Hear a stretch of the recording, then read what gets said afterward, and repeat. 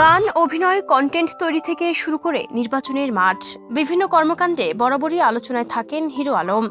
নানা ব্যতিক্রমী উদ্যোগের কারণে সামাজিক যোগাযোগ মাধ্যমেও তার উপস্থিতি বেশ আলোচিত। সেই আলোচিত জীবনযাত্রার মাঝে এবার এক ভিন্ন আবহে দেখা মিলল তার।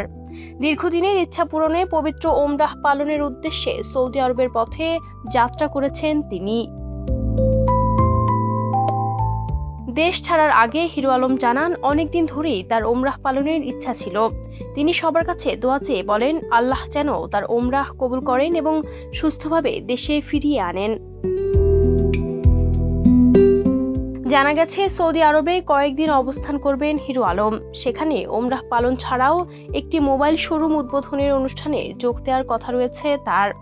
একই সঙ্গে সৌদি আরবে বসবাসরত প্রবাসী বাংলাদেশিদের সঙ্গে দেখা করা এবং তাদের সঙ্গে সময় কাটানোরও পরিকল্পনা রয়েছে।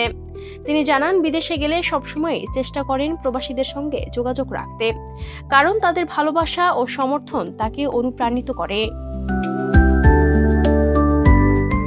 সৌদি সফর নিয়ে নিজের অনুভূতি প্রকাশ করতে গিয়ে হিরো আলম বলেন, একজন মুসলমানের জন্য ওমরাহ পালন অনেক বড় সৌভাগ্যের বিষয়।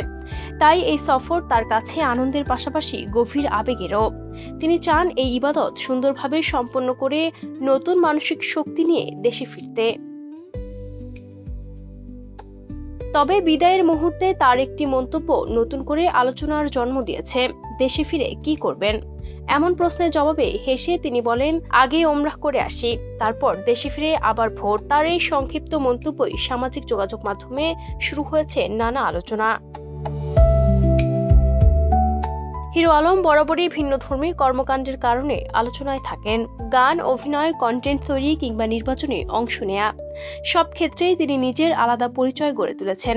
এবার সেই আলোচনার মাঝেই তিনি ধর্মীয় ইবাদতের উদ্দেশ্যে সৌদি আরবের পথে যাত্রা করলেন। Ayesha Akter, Swarna, Campus Times.